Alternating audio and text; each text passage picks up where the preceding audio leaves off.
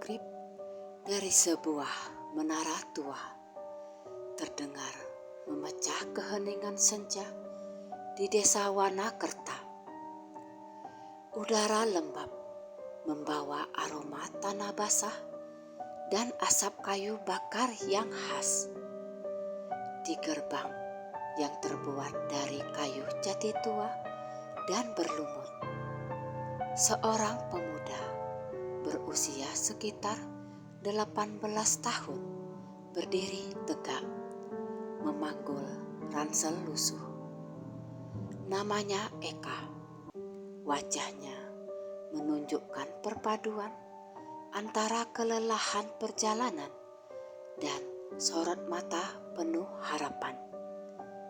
Ia baru saja tiba di Pondok Pesantren Nurul Huda, sebuah institusi yang usianya lebih tua dari republik ini, didirikan oleh seorang kiai karismatik, Kiai Hasan, yang kini sudah uzur dan menyerahkan tampuk kepemimpinan kepada putranya, yaitu Kiai Darwis. Eka datang dari kota, dikirim oleh orang tuanya yang berharap kedisiplinan dan nilai-nilai agama di tempat itu bisa menjauhkannya dari pergaulan bebas dan kenakalan remaja yang mulai mengancam masa depannya. Ia menatap gedung itu sekali lagi. Di atas gapura ada kaligrafi Arab yang sudah memudar terlihat samar. Sebatang pohon beringin raksasa berdiri menjulang di samping pagar. Akarnya yang menjuntai tampak seperti tirai tebal yang menutupi separuh kompleks pesantren.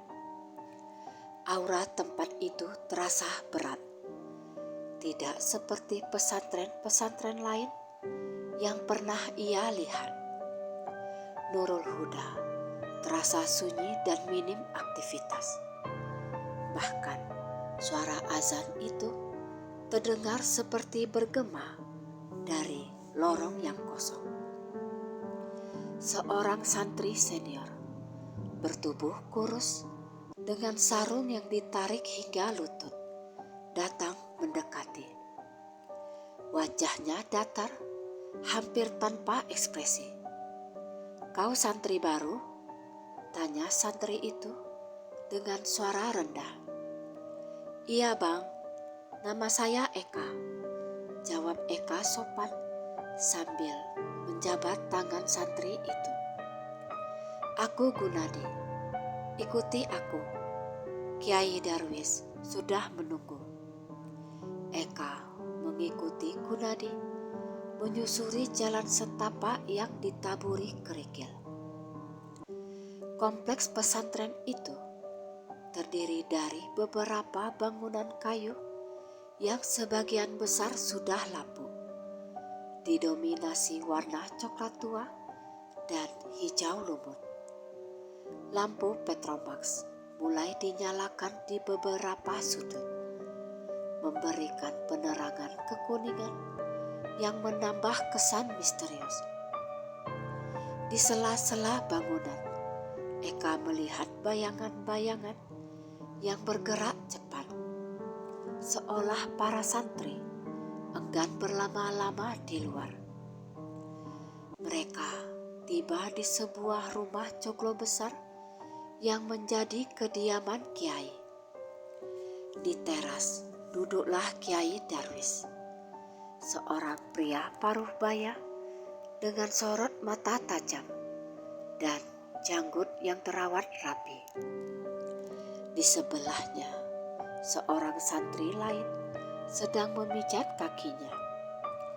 "Assalamualaikum Kiai," sapa Eka membungkuk hormat. "Waalaikumsalam Nak Eka, selamat datang di Nurul Huda," sambut Kiai Darwis. Suaranya terdengar berwibawa, namun memiliki nada yang dingin.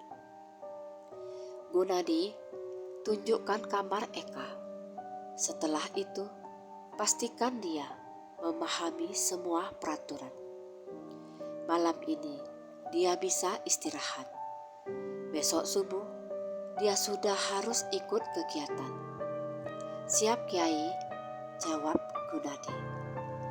Gunadi kemudian membawa Eka ke sebuah bangunan barak yang menampung para santri putra.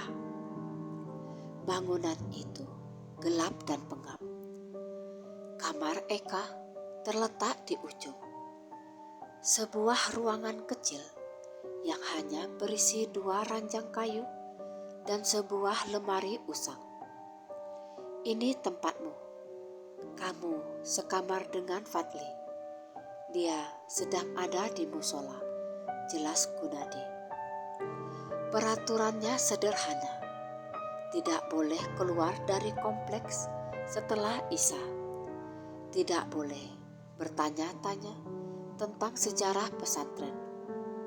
Dan yang paling penting, patuhi semua perintah Kiai Darwis tanpa membantah. Kau paham, Eka? Eka mengangguk, merasa sedikit terintimidasi oleh penekanan nada bicara Gunadi. Aku paham, Bang. Gunadi lalu pergi, meninggalkan Eka sendirian.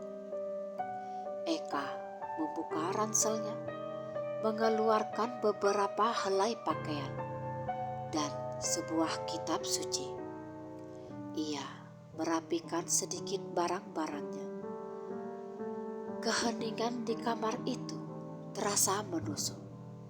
Hanya terdengar suara dengungan nyamuk dan suara cangkrik yang semakin riuh dari luar. Tak lama kemudian pintu terbuka dan masuklah seorang pemuda seusianya.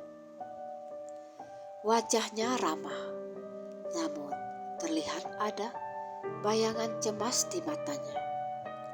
Assalamualaikum, kamu Eka kan, santri baru itu? Sapa pemuda itu.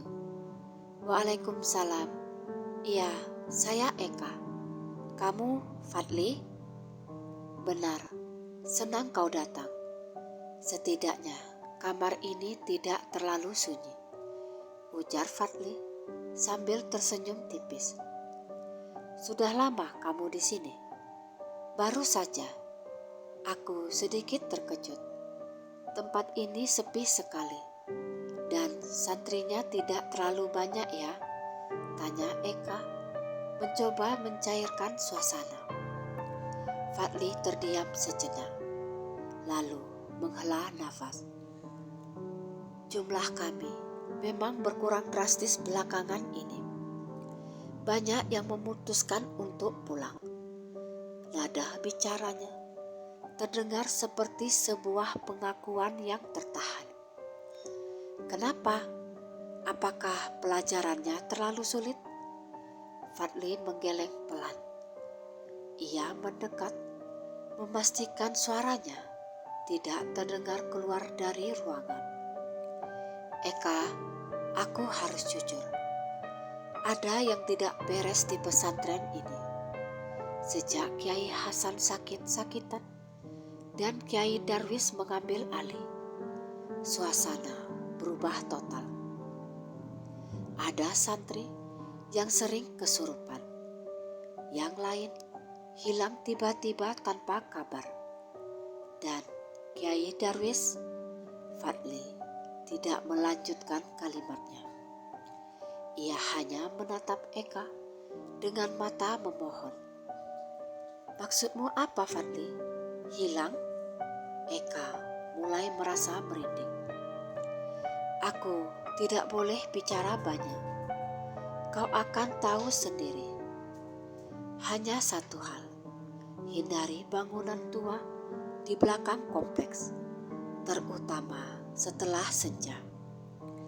Bangunan itu dulunya adalah tempat persembunyian zaman Belanda. Dan kata orang-orang tua, di sana ada lubang yang dijaga oleh sesuatu. Eka hanya bisa terdiam. Harapan yang ia bawa tadi siang kini mulai digantikan oleh rasa takut dan penasaran yang campur aduk. Ia menyadari bahwa tempat yang seharusnya menjadi benteng moralitas dan kedamaian ini ternyata menyembunyikan sisi gelap yang mengancam. Malam itu Eka tak bisa tidur. Suara-suara aneh terdengar dari luar. Bukan suara santri, melainkan seperti desahan dan gesekan benda berat. Pikirannya melayang pada ucapan Fadli. Ia mencoba meyakinkan dirinya bahwa itu hanya kelelahan. Namun sekitar pukul 2 pagi, Eka terbangun karena kedinginan. Ia melihat Fadli meringkuk di ranjangnya, tidur pulas. Saat ia hendak memejamkan mata lagi, ia melihat sesuatu di sudut ruangan, tepat di bawah jendela yang sedikit terbuka. Sebuah bayangan hitam, tinggi dan kurus, berdiri diam. Bentuknya samar, namun ia bisa merasakan sepasang mata merah menyala menatap lurus ke arahnya. Tubuh Eka mendadak kaku, lidahnya keluh. Ia mencoba membaca ayat-ayat suci yang ia hafal, tetapi suaranya tercekat. Bayangan itu tidak bergerak, hanya berdiri dan menatap, memancarkan aura dingin yang menusuk tulang. Eka menutup matanya erat-erat, mencoba memaksa dirinya untuk tidur. Ia berdoa dalam hati, memohon perlindungan. Ketika ia membuka mata kembali, subuh sudah tiba. Bayangan itu sudah tak ada. Ia menoleh ke arah Fadli. "Fadli, kau melihat sesuatu tadi malam?" Fadli menguap, lalu menatap Eka dengan wajah bingung. "Melihat apakah? Aku tidur nyenyak sekali." Eka terdiam. Ia memutuskan untuk tidak menceritakan pengalamannya. Perasaan curiga terhadap lingkungan barunya semakin kuat. Ia yakin pesantren ini menyimpan rahasia kelam yang jauh lebih besar daripada sekedar kenakalan remaja. Beberapa hari pertama di pesantren Nurul Huda berjalan dengan rutinitas yang ketat. Bangun sebelum subuh, sholat berjamaah, pengajian kitab kuning, pelajaran formal, dan diakhiri dengan sholat isya.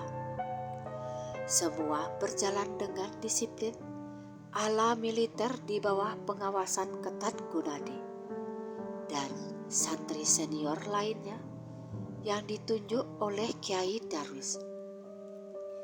Kiai Darwis sendiri sangat jarang terlihat. Ketika ia muncul, biasanya hanya untuk memberikan ceramah singkat yang selalu menekankan pentingnya ketaatan dan kerelaan menyerahkan diri sepenuhnya kepada bimbingan guru. Anehnya, pengajian Kiai Darwis tidak berfokus pada ilmu-ilmu Islam pada umumnya, melainkan pada wirid-wirid kuno dan amalan-amalan yang asing menurut Eka. Amalan ini terkesan memaksa para santri untuk menyerahkan energi spiritual mereka demi kekuatan bersama pesantren. Eka mulai memperhatikan tingkah laku santri yang lain. Mereka tampak pucat, lemas, dan seperti kehilangan semangat hidup. Mereka bergerak tanpa banyak bicara, mata mereka kosong. Santri yang terlihat paling normal hanyalah Fadli dan seorang gadis santri putri bernama Risma yang ia lihat sekilas saat pengajian umum. Risma selalu duduk di barisan paling belakang di bagian putri. Wajahnya terlihat cemas dan sering menoleh ke belakang seolah takut ada yang mengawasi. Suatu malam, setelah selesai sholat Isya, Kiai Darwis memanggil Eka secara khusus. Ruangan Kiai Darwis terasa pengap dan berbau dupa kental yang menyengat. Di sudut ruangan terdapat kotak kayu berukir yang selalu tertutup.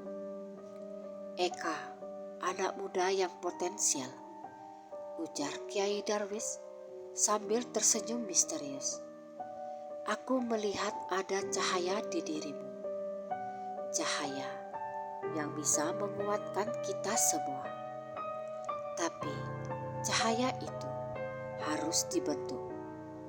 Eka hanya menunduk. Terima kasih atas bimbingan Kiai. Malam ini kau akan melakukan amalan khusus. Jangan beritahu siapapun. Kau harus mengambil air dari sumur tua di belakang, tepat di samping pohon beringin. Sumur itu sudah tak dipakai, tapi airnya murni untuk amalan. Lalu mandilah di sana dan bacalah wirid yang kuberikan ini sebanyak 1000 kali menghadap ke arah kiblat. Kau akan rasakan perbedaan yang besar. Kiai Darwis menyerahkan selembar kertas lusuh berisikan tulisan Arab yang Eka tak kenal. Ia merasa ada penolakan kuat dalam hatinya. Amalan ini terasa ganjil, bahkan cenderung ke arah praktik yang menyimpang. Maaf Kiai, apakah amalan ini ada di dalam kitab-kitab yang biasa kita pelajari? Tanya Eka hati-hati.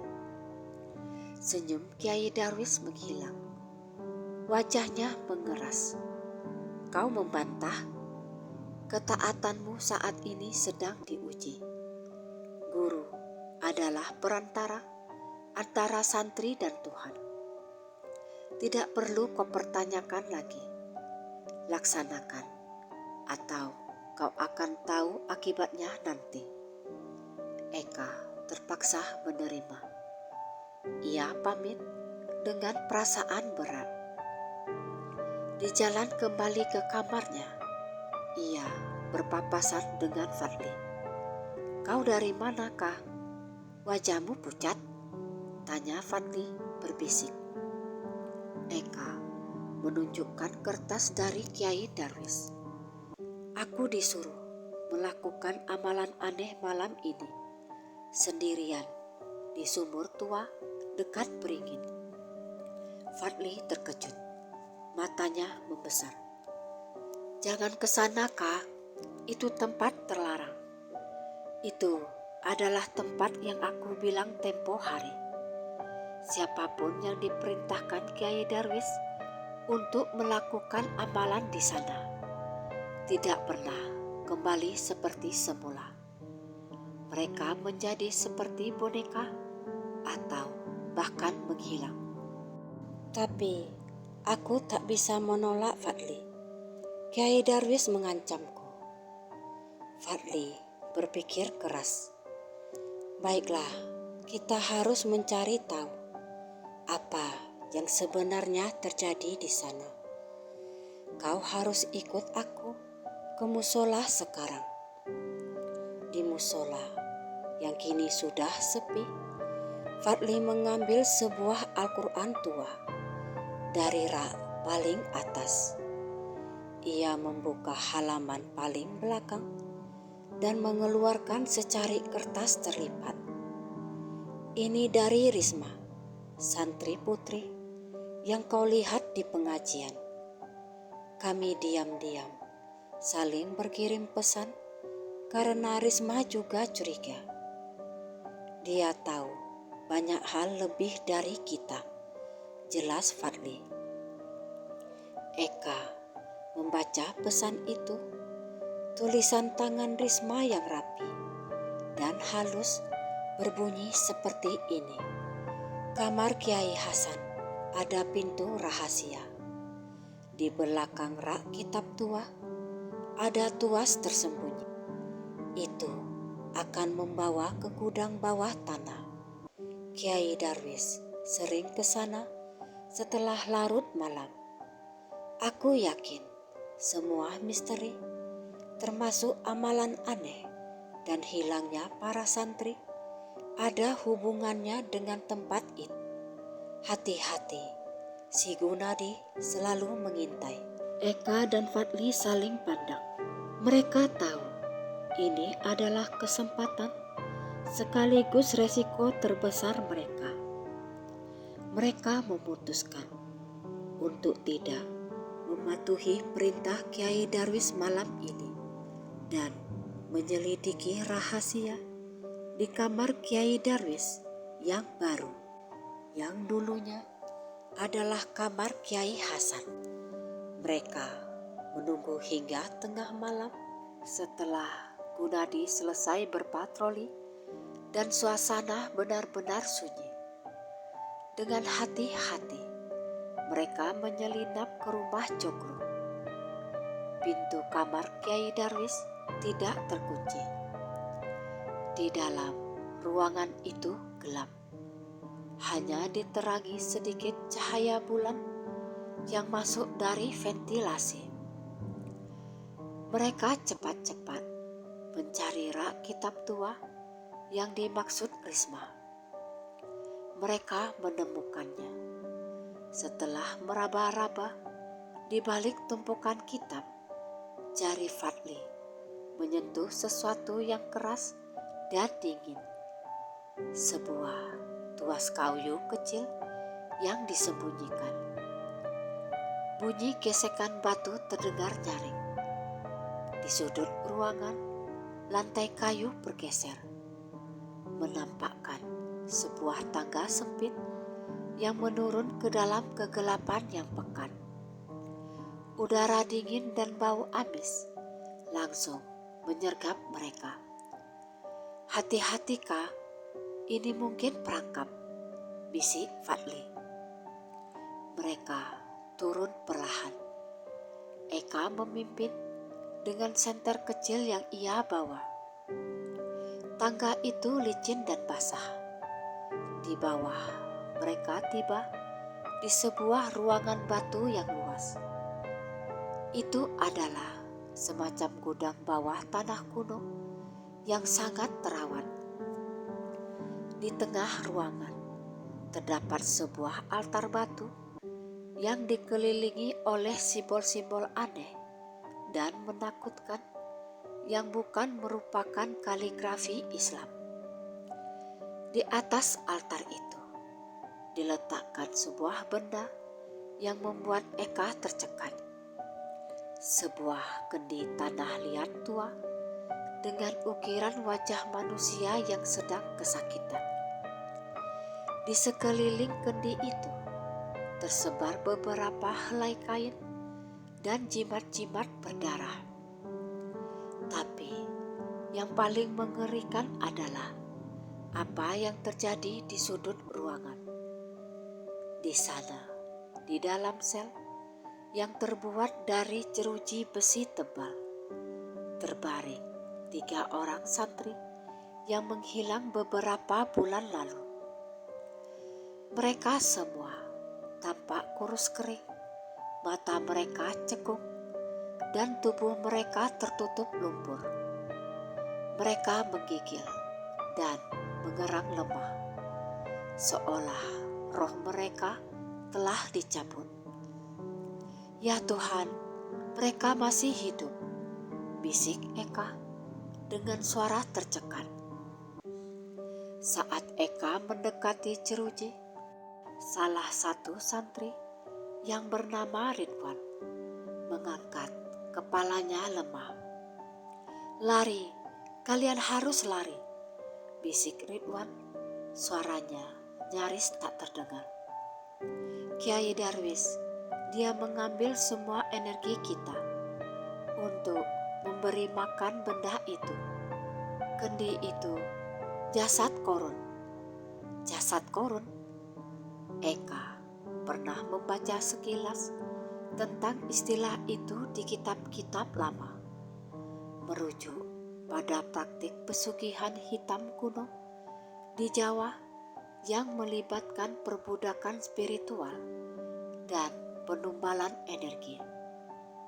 Tiba-tiba suara derap langkah terdengar dari arah tangga. Siapa di sana? Ternyata Gunadi. Gunadi turun dengan cepat memegang tongkat kayu besar di tangannya. Ia melihat Eka dan Fadli yang terperanjat. Wajahnya yang biasa tanpa ekspresi kini berubah menjadi penuh amarah dan keganasan. Kalian telah melanggar aturan. Kalian tahu terlalu banyak. Kiai Darwis tidak akan mengampuni kalian, teriak Gunadi dan langsung menyerang. Fadli dengan sigap menarik Eka ke samping. Gunadi mengayunkan tongkatnya. Mereka berhasil menghindar. Mereka tahu melawan Gunadi secara fisik adalah hal yang sia-sia. Fokus mereka kini adalah melarikan diri dan membongkar rahasia gelap ini. Mereka harus membawa bukti. Eka melihat kendi jasad korun di atas altar. Ia bergegas menuju ke sana dan berkata, Fadli, kita harus hancurkan benda ini. Jangan Eka, itu berbahaya. Gunadi berhasil mengejar mereka. Ia menendang Fadli hingga tersungkur, lalu mengunci leher Eka dari belakang. Lepaskan, kau juga dikendalikan olehnya Gunadi. Eka mencoba meronta. Gunadi tertawa pahit dan berkata, aku sudah terlalu dalam Kak. Sekarang kau harus bergabung dengan kami. Eka berjuang mati-matian. Tangannya merayap, mencoba meraih apapun. Tiba-tiba, tangannya menyentuh sesuatu di dekat altar. Sebuah batu bata lepas. Ia menariknya dan menghantamkan batu bata itu ke kaki Gunadi. Gunadi menjerit kesakitan dan cengkramannya mengendur. Eka pun berhasil lolos. Fadli, cepat, teriak Eka. Mereka berdua lari menaiki anak tangga. Di atas, mereka menutup kembali pintu rahasia itu, lalu menggeser rak kitab kembali ke tempatnya. Mereka berhasil melarikan diri. Jantung mereka berdebar kencang. Mereka telah melihat kejahatan yang terorganisir di balik jubah kesucian. Mereka menyelinap kembali ke kamar. Malam itu, mereka tak tidur lagi. Hanya bisa berbisik-bisik, merencanakan langkah selanjutnya. Kita harus keluar dari sini, Kak. Kita harus menghubungi polisi dan orang tua kita, kata Fadli. Ya, Tapi bagaimana caranya?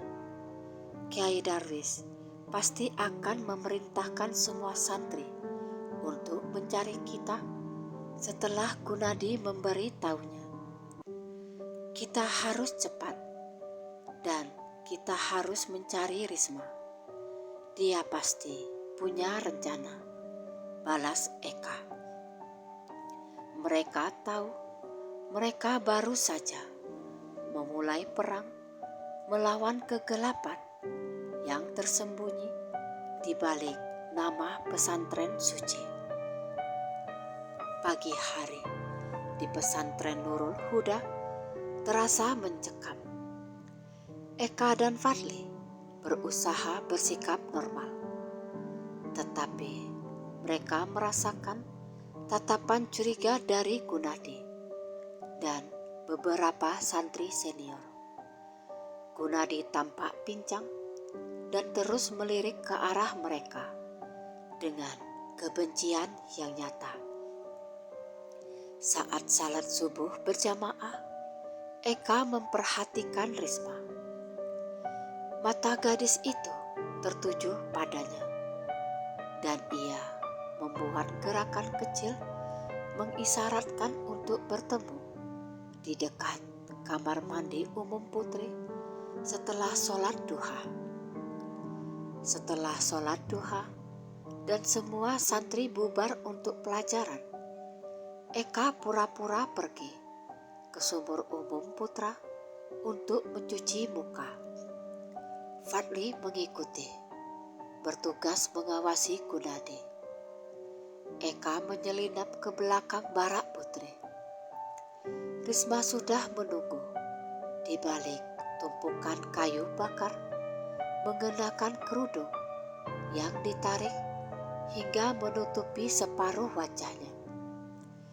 "Kalian pergi ke kamar bawah tanah itu?" tanya Risma tanpa basa-basi. Suaranya bergetar, menahan rasa takut. "Ya Risma, kami melihat apa yang Kiai Darwis lakukan. Santri-santri yang hilang itu dikurung," jawab Eka. "Aku tahu, aku sering mendengar erangan mereka saat malam tiba. Aku juga tahu tentang kendi jasad korun itu. Itu adalah media Kiai Darwis untuk menyerap daya hidup santri yang lemah imannya, lalu disalurkan pada santri yang ia anggap pilihan, seperti Gunadi, untuk memperkuat kekuasaan sihirnya," jelas Risma dengan suara cepat. "Kenapa kau tak melarikan diri?" tanya Fadli yang tiba-tiba muncul dan ikut bersembunyi. "Tidak semudah itu. Gerbang dikunci setiap malam. Siang hari, Kiai Darwis memasang pagar gaib di sekitar kompleks. Satu-satunya cara adalah melalui jalan rahasia yang lama yang dibuat oleh pendiri pesantren Kiai Hasan. Beliau dulu membangun jalan rahasia ini untuk menyelamatkan santri-santri dari serangan penjajah," ujar Risma. "Di mana jalan itu?" tanya Eka, merasakan adanya harapan baru. "Di ruangan tempat Kiai Hasan sakit dulu. Itu adalah bangunan tertua di kompleks ini, dekat pohon beringin. Jalan masuknya disamarkan oleh cermin pecah besar di dinding. Tetapi kita harus melakukannya malam ini. Kiai Darwis pasti akan melakukan ritual besarnya untuk menghukum kalian dan menguatkan dirinya setelah tahu tempat rahasianya diganggu," kata Risma. Wajahnya penuh tekad. "Kita harus bergegas sebelum azan Isya." Mereka pun sepakat. Rencananya, Risma akan mengalihkan perhatian santri putri agar mereka tidak curiga saat malam tiba. Fadli akan mencuri kunci gerbang utama dari kamar Kiai Darwis sebagai rencana cadangan jika jalan rahasia gagal. Eka akan mengamankan senter dan perbekalan. Mereka akan bertemu di bangunan tua Kiai Hasan tepat pukul 8 malam saat Kiai Darwis memulai wirid malamnya. Malam tiba dengan cepat. Langit ditutupi mendung tebal dan tak ada bulan. Suasana di pesantren semakin sunyi. Tepat pukul 8 malam, Eka dan Fadli menyelinap menuju bangunan tua yang dimaksud Risma. Bangunan itu memang terlihat angker, diselimuti akar beringin dan tumbuhan liar. Di depan pintu yang sudah reot, Risma sudah menunggu. Ia membawa tas kain kecil. Kunci gerbang ada di tanganku, bisik Fadli, menunjukkan kunci kuningan besar. Bagus, sekarang kita harus masuk, kata Risma. Mereka masuk ke ruangan yang sangat lembab dan berdebu itu. Bau obat-obatan tradisional bercampur dengan aroma tanah yang kuat. Di salah satu dinding tergantung cermin besar yang sudah retak dan kusam. Risma meraba-raba bingkai cermin itu, lalu menekan sebuah simpul di sudut kanan atas. Cermin itu berputar perlahan, seperti pintu putar, menampakkan sebuah lorong sempit yang gelap gulita. Cepatlah masuk, aku akan tutup lagi, perintah Risma. Eka masuk lebih dulu, diikuti Fadli, dan Risma yang menutup pintu rahasia itu. Mereka kini berada di dalam terowongan tanah. Eka menyalakan senter. Dindingnya terbuat dari tumpukan batu kali yang diikat oleh semen kuno. Terowongan ini seharusnya mengarah keluar ke belakang desa Wanakerta. Perjalanan kita mungkin memakan waktu setengah jam, jelas Risma sambil berjalan di depan. Mereka berjalan dalam diam, hanya suara nafas dan gesekan sepatu yang terdengar. Keheningan ini tiba-tiba terpecah oleh suara dentuman keras dari balik pintu rahasia. Mereka tahu kita lari, bisik Fadli panik. Cepat, jangan berhenti, seru Eka, dan mereka pun mempercepat langkah. Namun, baru berjalan beberapa meter, mereka mendengar suara yang lebih mengerikan. Suara gerungan berat, seperti binatang buas yang marah. Dan suara Kiai Darwis yang sedang berteriak membaca mantra. Di belakang mereka, di lorong gelap, Eka melihat bayangan hitam yang sama, seperti yang ia lihat di kamarnya tempo hari. Bayangan itu bergerak cepat mendekat. Itu dia, Jin Ifrit, suruhan Kiai Darwis. Dia memanggilnya untuk mengejar kita, teriak Risma. Lari, jangan lihat ke belakang. Mereka berlari sekuat tenaga. Terowongan itu terasa semakin panjang, sempit dan berliku. Saat mereka sampai di tikungan tajam, bayangan itu sudah sangat dekat. Eka bisa merasakan hawa dingin yang menusuk. Tiba-tiba Risma berhenti di depan sebuah dinding batu. Di dinding itu terukir sebuah kalimat basmalah yang besar dan raksasa. Eka, Fadli, kalian harus membaca ayat kursi bersama-sama. Sekuat mungkin. Ini adalah perisai terakhir yang dibuat Kiai Hasan, teriak Risma. Mereka bertiga berdiri bahu-membahu di depan ukiran basmalah itu.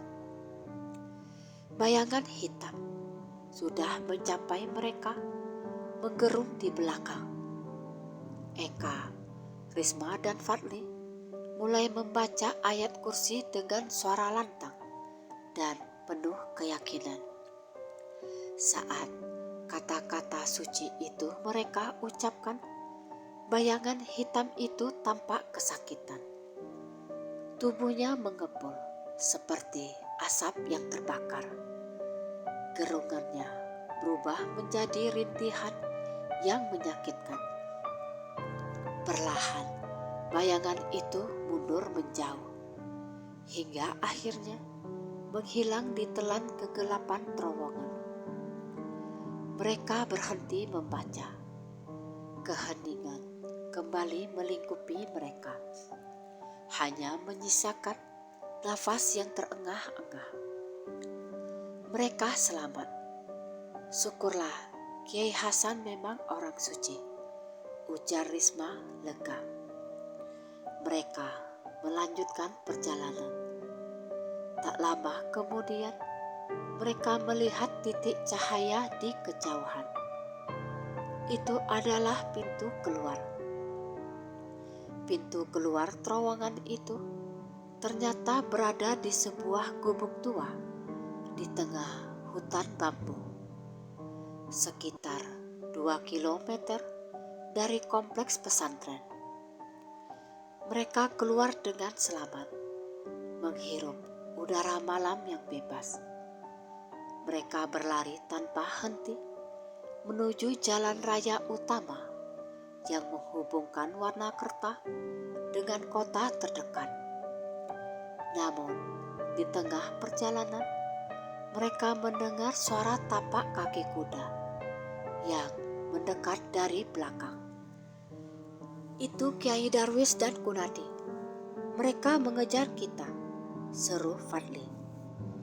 Di bawah cahaya senter Eka, mereka melihat sosok Kiai Darwis yang menunggang kuda hitam. Wajahnya merah padam karena amarah, dan ia memegang cambuk panjang. Di belakangnya, Gunadi berlari dengan susah payah membawa sebuah obor. Dasar anak-anak durhaka, kalian tak akan bisa lari dari takdir kalian. Kalian adalah milik Nurul Huda, teriak Kiai Darwis dengan suara menggelegar seperti petir. Kiai Darwis mengangkat cambuknya dan mengayunkannya. Cambuk itu bukan cambuk biasa, melainkan seperti cahaya yang menyala-nyala, dikendalikan oleh kekuatan sihir. Eka, Risma dan Fadli hanya bisa berlari, menghindari kibasan cambuk itu. Mereka menyadari melarikan diri saja tak cukup. Mereka harus menghentikan Kiai Darwis. Mereka tiba di pinggir jurang, yang di bawahnya mengalir sungai yang deras. Mereka terdesak. Kiai Darwis telah memotong jalan mereka. Sekarang serahkan diri kalian dan kembali ke tempat kalian, atau keserahkan kalian kepada jasad korun, ancam Kiai Darwis dengan mata berkilat-kilat. Eka menoleh ke arah Risma dan Fadli. Tak ada lagi jalan keluar. Kiai, bukankah Anda mengajarkan bahwa kebenaran itu suci? Tantang Eka. Perbuatan Anda bejat. Anda memperbudak santri untuk pesugihan. Anda telah menghina nama baik agama. Wajah Kiai Darwis semakin gelap.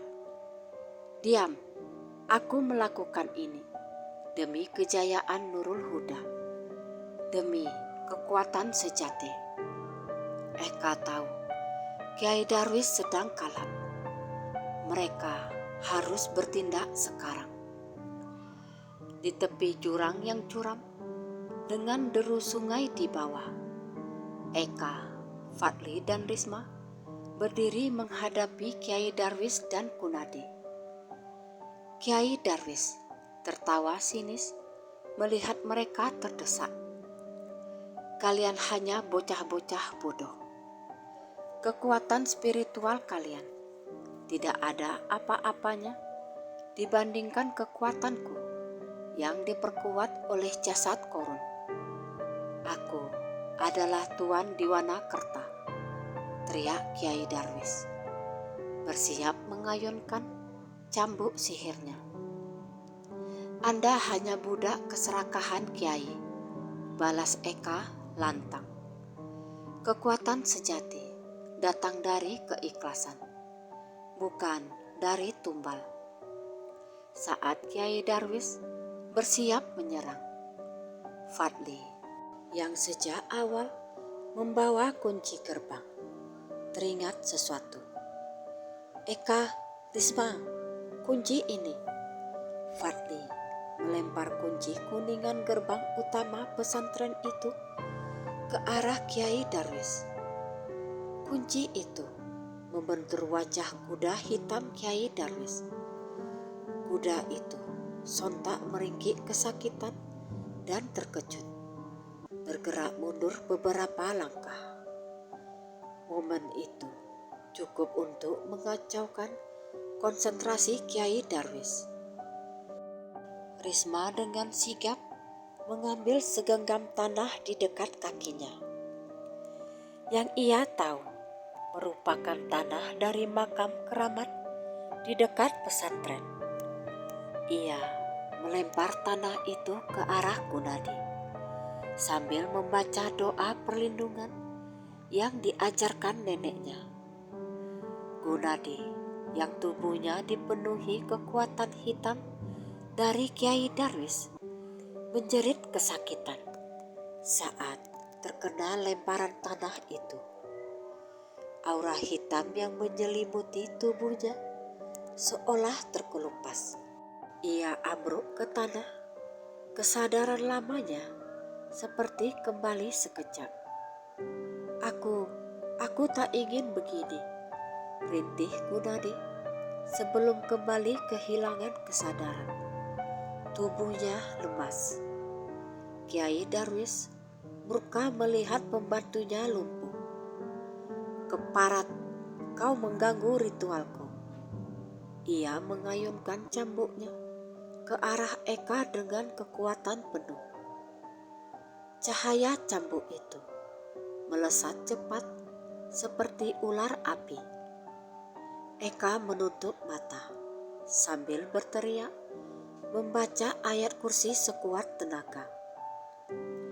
Ia merasakan kekuatan spiritual yang murni, berbeda dengan hawa dingin ilmu hitam yang sering ia rasakan di pesantren.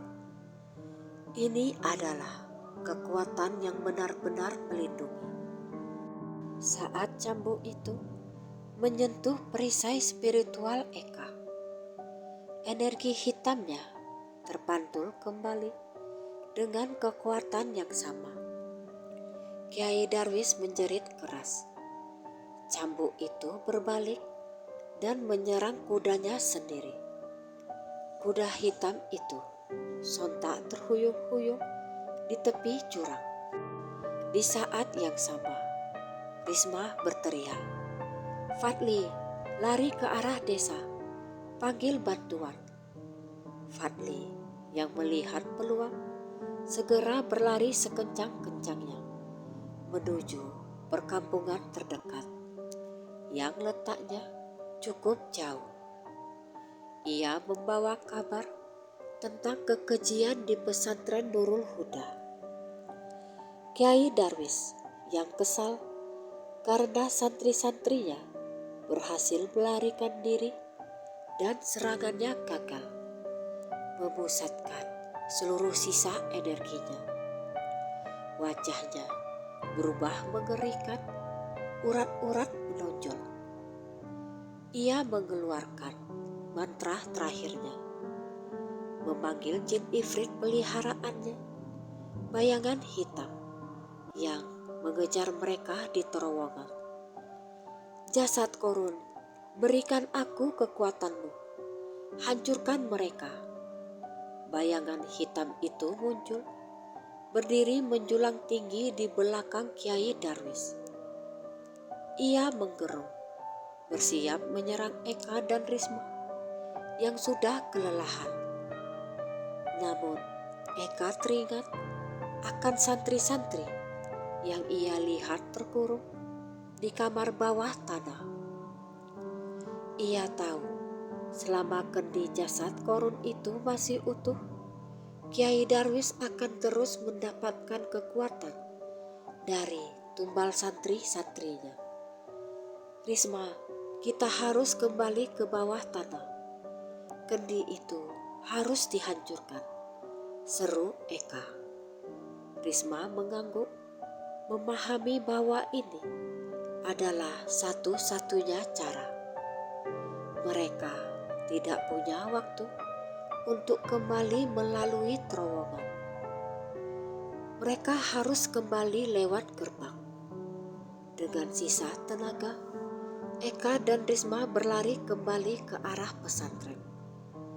Bayangan hitam itu mengejar mereka, meninggalkan Kiai Darwis yang kini sudah kehabisan energi dan merosot dari kudanya. Eka dan Risma lari menuju gerbang utama yang kini terbuka sedikit karena kunci telah dicuri. Mereka masuk kembali ke kompleks pesantren. Bayangan hitam itu menyusul, lalu menghancurkan beberapa pot tanaman hias saat ia melompat ke dalam kompleks. Mereka berlari menuju kamar Kiai Darwis. Di sana, mereka membuka pintu rahasia menuju gudang bawah tanah. Bau amis dan anyir semakin pekat. Di dalam kendi yang dipahat menyerupai wajah kesakitan itu, bersinar-sinar dengan aura merah dan hitam yang mengerikan, menyerap sisa-sisa energi dari santri-santri yang terkurung di jeruji. Bayangan hitam itu sudah tiba di mulut tangga, menghalangi jalan mereka keluar. Eka, kau harus menghancurkannya. Aku akan menahan ini, ujar Risma, berbalik menghadapi bayangan hitam. Risma mulai membaca surat-surat pendek dari Al-Quran dengan suara lantang. Meskipun ketakutan, suaranya dipenuhi keteguhan iman. Eka berlari menuju altar. Ia meraih batu bata yang ia gunakan untuk melumpuhkan Gunadi tadi malam. Bismillah, atas nama kebenaran, aku hancurkan kejahatan ini, teriak Eka. Ia mengayunkan batu bata itu dan menghantamkan ke kendi jasad Korun di atas altar. Suara pecahnya kendi itu sangat nyaring. Seketika, asap hitam tebal dan busuk menyembur dari pecahan kendi, disertai jeritan melengking yang memekakkan telinga. Di saat yang sama, bayangan hitam yang sedang melawan Risma menjerit kesakitan. Tubuhnya mengecil dan menghilang, berubah menjadi debu yang terbang tertiup angin. Kekuatan hitam di pesantren itu lenyap seketika. Eka dan Risma langsung merasakan kedamaian yang luar biasa. Tubuh mereka yang tadinya lemas kini terasa ringan. Santri-santri yang terkurung di jeruji besi mendadak sadar sepenuhnya. Walau masih lemah, mereka menangis lega. Energi spiritual mereka yang diserap kendi kini telah bebas. Tak lama setelah kendi itu pecah, suara sirene mobil polisi terdengar dari kejauhan, diikuti keramaian warga desa yang penasaran. Fadli telah berhasil membawa bantuan, termasuk dari orang tua Eka dan Risma yang langsung menghubungi pihak berwenang setelah mendengar kabar dari anak mereka. Kiai Darwis ditemukan pingsan di tepi jurang. Tubuhnya lemas tanpa sisa kekuatan. Ia ditangkap oleh polisi dan dibawa pergi. Gunadi juga diamankan. Namun karena ia sudah lepas dari pengaruh sihir gelap, ia ditahan atas dasar membantu kejahatan. Para santri yang dikurung dan yang sudah menjadi boneka diselamatkan dan mendapat perawatan intensif. Kisah pesantren bejat ini menjadi pelajaran pahit bagi desa Wanakerta. Namun, di tengah kehancuran selalu muncul sebuah harapan. Beberapa bulan kemudian, atas inisiatif Eka, Fadli dan Risma, serta dukungan dari masyarakat dan para alumni, pesantren Nurul Huda direnovasi. Kiai Hasan yang sudah sembuh dari sakitnya diangkat kembali sebagai kiai sepuh. Ia menunjuk seorang ulama muda yang bersih dan berintegritas untuk melanjutkan estafet kepemimpinan, berjanji untuk mengembalikan Nurul Huda pada ajaran Islam yang murni, jauh dari praktik mistis yang menyimpang. Eka, Fadli dan Risma yang kini dihormati bak pahlawan memilih untuk tetap di pesantren itu. Eka melanjutkan studinya dengan giat. Fadli menjadi ketua organisasi santri dan Risma memimpin kelompok pengajian santri putri. Mereka bertiga menjaga pesantren itu dengan ketat, memastikan bahwa kegelapan tidak akan pernah kembali lagi bersembunyi di balik jubah agama. Mereka membuktikan bahwa kebenaran, ketaatan, dan persatuan akan selalu mengalahkan kejahatan dan kepalsuan seberat apapun tantangannya. Pesantren Nurul Huda kembali menjadi mercusuar cahaya di desa Wanakerta, dan kenangan pahit tentang pesantren bejat di awal tahun 1990-an kini hanya menjadi cerita lama untuk mengingatkan akan pentingnya menjaga kemurnian iman.